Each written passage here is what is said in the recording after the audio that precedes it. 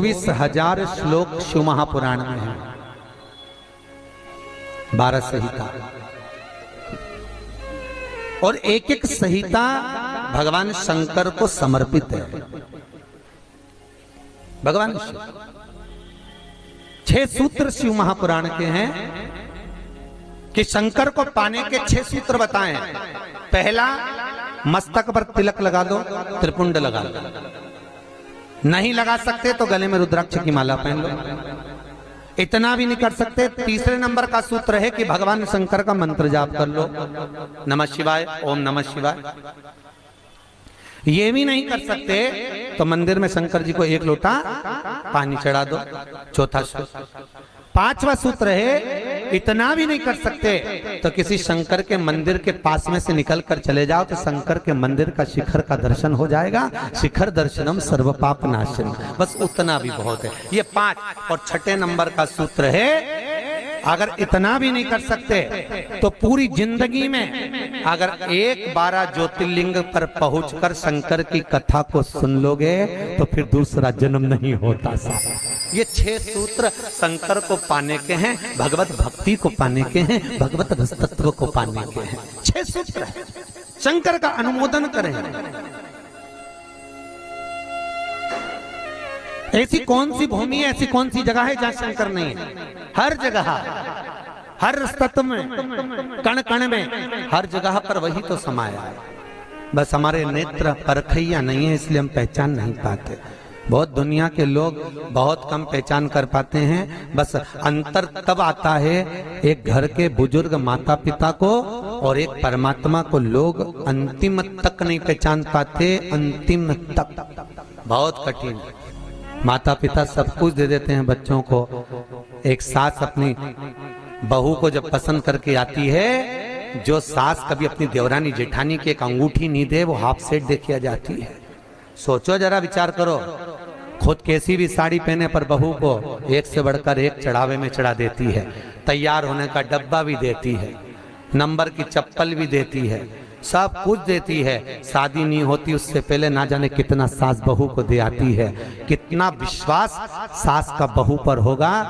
और बहू जब पहली विदाई में घर से सास के यहाँ से जाती है तो अलमारी में ताला लगा के चाबी घर ले जाती है।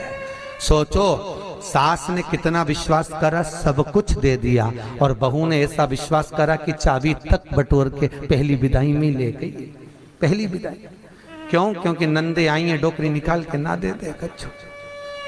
विश्वास कहाँ, भरोसा कहाँ, पूर्ण तक कहाँ है? भगवान शंकर की कथा कर रही है।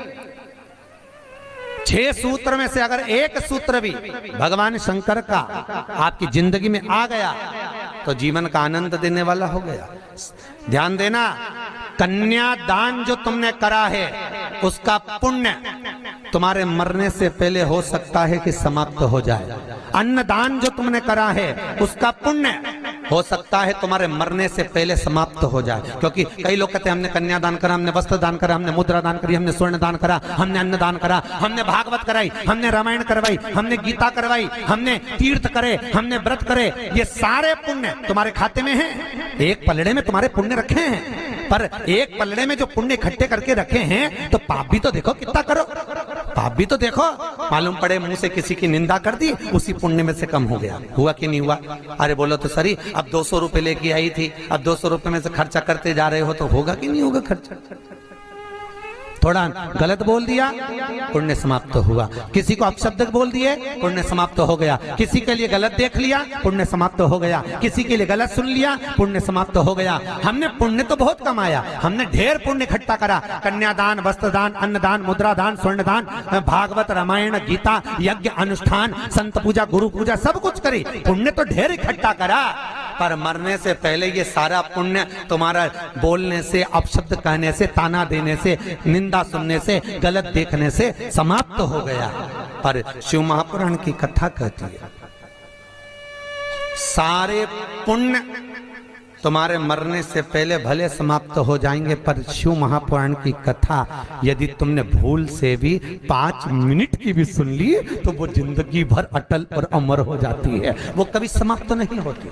शिव महापुराण की पुण्य कभी समाप्त नहीं होता, शंकर का किया हुआ पुण्य कभी समाप्त नहीं होता।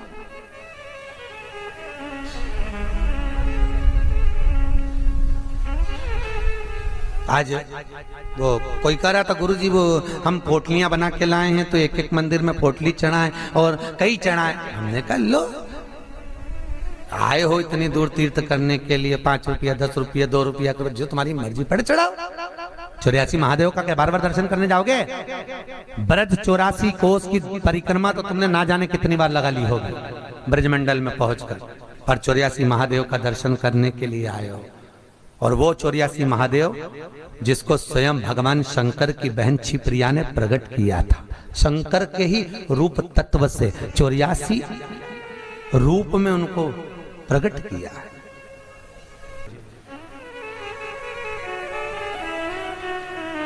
केवल उज्जैन। तो भगवान शंकर की कथा कर रहे हैं, भगवान भोलेनाथ का चरित्र वर्णन कर रहा है। 6 सूत्र में से एक सूत्र भी अपनी जिंदगी में उतारा तो जीवन सार्थक हो गया। मात्र भगवान शंकर की पावन कथा का रसतत्व ग्रहण करें। एक देवराज नाम का ब्राह्मण शरीर में ताप पड़ गया और शरीर में ताप पड़ने के कारण बहुत ताप पड़ा तो शंकर के मंदिर में पहुंच गया, बैठा।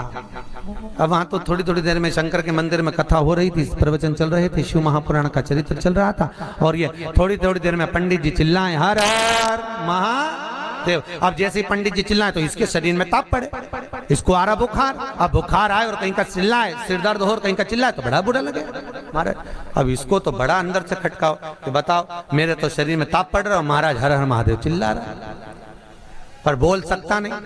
ताप पढ़ते पढ़ते पढ़ते पढ़ते थोड़ी देर में ये यहाँ से चला शंकर के मंदिर से कथा श्रवण कर कर थोड़ी देर भले ताप पड़ा, बुखार आया, सिर दर्द हुआ, सब कुछ हुआ, पर शंकर की कथा तो शरीर में पहुंच गई, इस आत्मा तक पहुंच गई। होता है जब घर से चले होगे तो सोचे पाँव दुख रहा है, बुखार आ रहा है, सर दर्द हो रहा, ये हो रहा, वो हो रहा, पर शंकर के धाम में पहुंच गए तो अब ये सोच लो कि तुम शंकर के हो गए, तुम शिव के। यहाँ बिठले सेवा समिति के कहने पर नहीं आए, यहाँ पाठक जी के कहने पर नहीं आए, यहाँ हमारे कहने पर नहीं आए, यहाँ तो हम भी बुलाते तो तुम नहीं आते, क्योंकि ये नगरी महाकाल की है। महाकाल का राजा है महाकाल, और महाकाल राजा का एक नियम है, यहाँ कोई राजा, कोई मंत्री, कोई बड़े से बड़ा राजपाट वाला इस नगरी में रात नहीं रुक सकता, यहाँ का नियम है। क्योंकि यहाँ एक ही राजा, कौन सा? महाकाल राजा, बस उसी का राज्य चलता। तो जब उसके घर में आए हो तो हम कौन बुलाने वाले?